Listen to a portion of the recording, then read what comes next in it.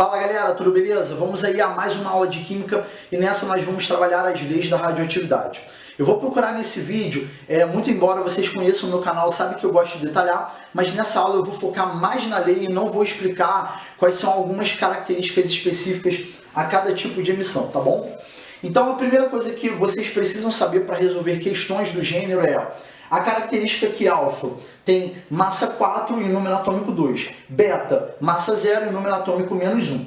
E gama, embora a gente não tenha nenhuma lei para trabalhar aí essa parte da emissão, né? Inclusive a gente nem escreve a gama nas equações nucleares, eu só estou colocando aqui só para poder deixar bem claro antes que a dúvida seja gerada. Então, se ao final dessa aula você me perguntar, Marcelo, existe alguma lei para a emissão da radiação gama? Não, não existe, até mesmo porque ela não vai alterar nem a massa e nem o número atômico, tá bom? Então a gente só trabalha com alfa e beta, então por isso nós temos duas leis da radioatividade. Bom, então até agora eu quero que você entenda, então estou sendo bem claro. Guarde a massa e o número atômico, porque essa informação vocês vão ter que lembrar aí para a resolução de exercícios. Então, sem muitas enrolações, vamos à primeira lei da radioatividade, também conhecida como lei de sódio. Essa primeira lei da radioatividade, então eu peço que vocês acompanhem na legenda, em que eu coloco para vocês o seguinte, que quando um núcleo emite a partícula alfa, você vai retirar 4 do seu número de massa e 2 do seu número atômico, devido às características da partícula alfa, que em outro momento eu estarei trabalhando com vocês a parte de experimento e essa característica, por que alfa tem 4 de massa e 2 de número atômico. Bom, então vamos lá. Eu estou colocando aqui para vocês dois exemplos e ao final da aula eu estarei mostrando para vocês mais ou menos o que as questões pedem de vocês, tá bom? Lembrando que aqui no canal nós temos gabaritos comentados de vestibulares diversos, onde eu estou mostrando para vocês especificamente como que a gente deve proceder, tá? Mas vamos lá. Vamos supor que eu tenho o isótopo de urânio de massa 235. E esse isótopo de urânio ele vai emitir uma partícula alfa. Como é que a gente vai proceder para descobrir o elemento químico formado? Então eu já coloquei aqui o símbolo para vocês, mas como eu falei para vocês, a gente vai retirar 2 do seu número atômico. Ou seja, o novo elemento formado terá número atômico o quê? 90, tá bom? Então observe que antes tinha número atômico 92, agora passa a ter o número atômico 90. E aí você que está assistindo essa aula está perguntando, Marcelo, como que eu vou descobrir, no caso, o símbolo do elemento? Pegando a tabela periódica. Então, desde o momento que você descobre o número atômico, basta você pegar a tabela periódica e procurar pelo número atômico 90, que a gente vai identificar que é o TH, o elemento tórico, tá bom? Bom, e agora o número de massa, a gente vai ter que subtrair 4, né, do que eu tinha. Então agora eu vou ter 231, tá? Então é simples assim, é bem tranquilo, não tem tanta dificuldade. Beleza? Uma dúvida que sempre é gerada é assim, professor, eu fui na tabela periódica, então com base na questão que eu estou resolvendo, eu verifiquei que a massa é diferente do que está na tabela. Sim, justamente a gente está trabalhando com o caso de isótopos, então para esse tipo de conteúdo, normalmente, além de saber aí fazer os decaimentos, né, com base nas duas leis da radioatividade, é importante que vocês entendam o conceito de isótopos, isóbaros, isótopos, que aqui no canal a gente já tem essa aula, tá bom? Bom, eu estou colocando agora um segundo exemplo, onde eu vou ter a emissão de 2 partículas alfa, ou seja, se antes eu tirava 4, agora eu vou ter que tirar 8 da massa, ou seja, se antes era 235, o novo elemento formado, ele vai ter massa o quê? 235 menos 8 vai dar 227. E o número atômico 92, né? Eu vou retirar 4. E aí eu vou ter número atômico 88, que se eu procurar na tabela periódica vai ser do elemento rádio, que eu já coloquei o símbolo aqui para vocês, tá? Então, só para deixar bem claro, esses elementos aqui que vocês estão vendo em vermelho, eu retiro da tabela periódica, tá bom? Então a gente não vai ser mágico de adivinhar qual é o símbolo. A gente vai ter uma tabela para a gente poder fazer esse tipo de análise. Lembrando que muitas vezes, quando você não tem uma tabela periódica, algumas questões vestibulares trabalham com símbolos genéricos, como por exemplo X, Y, tá bom? Para poder representar quando a gente não tem o recurso da tabela periódica. Mas a ideia principal aqui é vocês lembrarem. Então, como eu já tinha dito, lembrar a característica de alfa, e quando existe a emissão de alfa, você vai retirar 4 do seu valor de massa e 2 do seu número atômico, tá bom? Então agora nós vamos à segunda lei da radioatividade. Espero que você possa estar entendendo essa aula, então acompanhe aí. Bom, na segunda lei da radioatividade, também conhecida como lei de Soddy, Fagans e Russell, o que nós temos? Uma abordagem para as partículas beta, tá bom? Então a primeira para alfa e a segunda para beta. O que vai rolar, galera? Quando existe a emissão de beta, então essa lei ela diz o seguinte: quando um núcleo de um átomo emite beta, a sua massa não vai ser alterada e seu número atômico vai ser aumentado em 1 unidade, tá bom? Geralmente beta o pessoal fica meio perdido, pô, mas por que aumenta e tal? Por que é menos 1? Então, como eu disse para vocês, em outra aula eu estarei falando isso, essas características, por que beta tem massa 0 e número atômico menos 1, tá bom?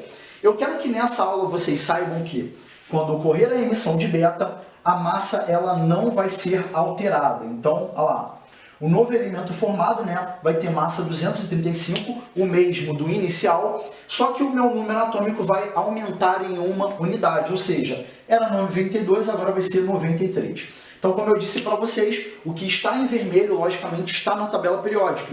Então, basta pegar o número atômico, né, que é a identidade do elemento. Então, você procura ver que é o elemento de símbolo NP, o netúnio. Agora, olha só.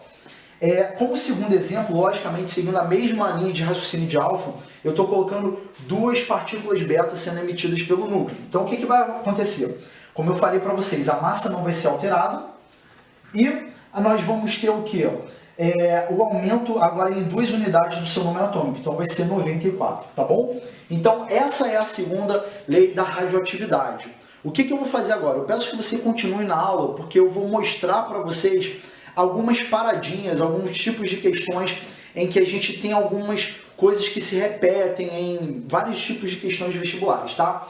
Mas antes da gente prosseguir, só queria falar para vocês que normalmente quando a gente tem a abordagem da segunda lei da radioatividade, alguns vestibulares cobram a classificação do início e o final. Então, por exemplo, como que eu posso classificar o urânio com netúnio? Então, eu posso chamar isso daqui de átomos isóbaros, pelo mesmo valor de massa, tá bom?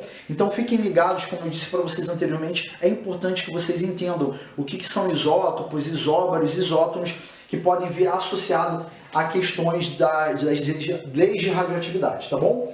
Então eu vou colocar no quadro algumas questões do gênero para que vocês possam entender como vocês deverão proceder, tá bom? Então acompanhe aí. Bom, galera, então agora eu coloquei aqui 2 exemplos de questões extraídas de vestibulares, tá bom? Lembrando que após esses 2 exemplos a gente vai finalizar essa aula, mas a recomendação é que vocês não deixem de fazer os exercícios presentes no seu livro, ou então veja aqui na playlist de radioatividade questões comentadas de vestibulares diversos, tá bom? Então, no exemplo 1, nós queremos saber quais foram as emissões para ocorrer esse decaimento. Então, você que está olhando essa aula, você está pensando, Marcelo, o que seria o átomo A, B e C? Essa questão que eu extraí de um determinado vestibular, ele trabalha com elementos genéricos. Então, a gente não está trabalhando especificamente com o símbolo do elemento químico. Muito embora o número atômico 84 corresponde a um elemento químico, o elemento de número atômico 82 também corresponde, mas nesse tipo de questão ele colocou como A, B e C, tá bom? A gente vai proceder de maneira normal. Bom, então olha só. Queremos saber o que aconteceu para esse elemento químico A se transformar em B. Então, o que a gente precisa observar? O que aconteceu? Houve variação de massa, né? O que está acontecendo com a massa e com o número atômico. Então, se a gente for olhar, quando o A se transformou em B, foi reduzido uma quantidade de 4 unidades no seu valor de massa e no seu número atômico foi reduzido em 2 unidades. Então, eu não preciso escrever aqui tanto no quadro para a gente poder identificar que ocorreu a emissão de uma partícula alfa, beleza? Então, esse ponto de interrogação corresponde a uma partícula alfa, tranquilo?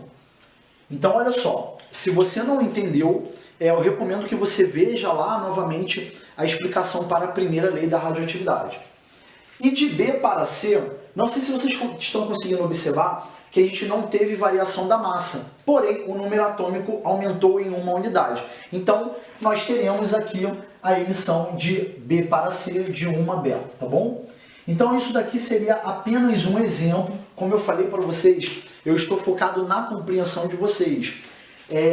Essa questão aqui, por exemplo, ela seria uma questão de múltipla escolha, que eu extraí como exemplo. Mas, como eu falei para vocês, eu quero apenas que vocês entendam por que de A para B é uma alfa e de B para C é uma beta. Ainda na mesma linha de raciocínio, no exemplo número 2, outra questão de vestibular, temos esse elemento, né, o radônio, virando o polônio. Só que aqui o que acontece? Nós temos uma grande alteração de massa, não fica tão evidente igual ao exemplo de número 1, e eu também tenho uma variação. Aí você olha assim e fala assim, pô, Arnaldo, de 222 foi para 210, e de 86 foi para 84, pô, estranho, cara, é uma alfa, o que está rolando? Então deixa eu explicar para vocês, situações como essas, a gente quer descobrir quantas partículas alfa e beta foram emitidas. O que você vai fazer primeiramente? Então, como alfa é a única que altera a massa, primeiro você vai ver qual é a variação de massa e você vai ver, consequentemente, quantas partículas alfas foram emitidas. Depois você retorna fazendo beta, porque beta é a que vai alterar aí apenas o número atômico aumentando. Então, sempre que você tiver uma situação como essa, primeiro você veja quantas alfas foram emitidas, aí consequentemente o seu número atômico vai lá embaixo e depois você vai vendo quantas betas foram emitidas para você aumentar o seu número atômico. Preste atenção. De 222 a 210, eu tive o quê? Uma variação em 12 no número de massa. Ou seja, se cada alfa tem 4, então eu vou ter uma alfa, 2 alfas e 3 alfas, ou seja, 4, 4, 4, que vai ser igual a 12, tá bom? Então acompanha aí a legenda para você entender. Então eu consigo observar que ocorreu a emissão de 3 alfas, tá bom? Só que aí o que acontece? Quando existe a emissão de 3 alfas, eu automaticamente tive que retirar 12 do meu número de massa. E aí o que vai acontecer? Consequentemente, eu também vou ter que tirar do número atômico. Então, nesse caso, eu vou ter que retirar o que do número atômico? 6. E aí o que acontece? O que era 86 vai passar a ser o que? 86 menos 6, o número atômico 80. E aí eu vou formar um determinado elemento que eu vou utilizar por X, que vai ter a massa 210 e eu vou ter o número atômico 80. Como esse elemento ele pode vir a formar o polônio de número atômico 84? Então aí é o momento que a gente vai emitir beta. Então nesse caso, tendo em vista que beta, quando é emitido, não altera a massa e aumenta em uma unidade o número atômico, então se eu tiver a emissão de 4 partículas beta, eu consigo chegar ao polônio, tá bom? Então nesse caso, eu tive a emissão de 3 alfas e 4 betas, beleza? Então, se por acaso você não entendeu a linha de raciocínio, eu recomendo que você dê um pause e veja novamente. Mas esses são exemplos bem simples para a gente poder fechar com chave de ouro o nosso assunto dessa aula. Se você não entendeu, eu recomendo que você dê um pause e veja a aula toda de novo, tá bom? Agora, nós acabamos de terminar esse vídeo, né? E eu recomendo que você faça exercícios do seu livro e, se você puder, veja na playlist aí da radioatividade questões comentadas sobre o assunto para que você possa fixar bem esse conteúdo. Não esquece daquela dica que eu falei, que esse assunto ele pode vir cobrando aí o conhecimento de isótopos, isóbaros e isótonos. Isso é muito importante, tá? Então é isso, galera. Espero que eu possa ter ajudado com esse vídeo. Se eu lhe ajudei, não deixe de curtir, se inscrever no canal para ficar por dentro de todas as atualizações. E se você puder, compartilhe aí para que mais pessoas possam ser beneficiadas com esse esforço. Um abraço, galera, e até o próximo vídeo.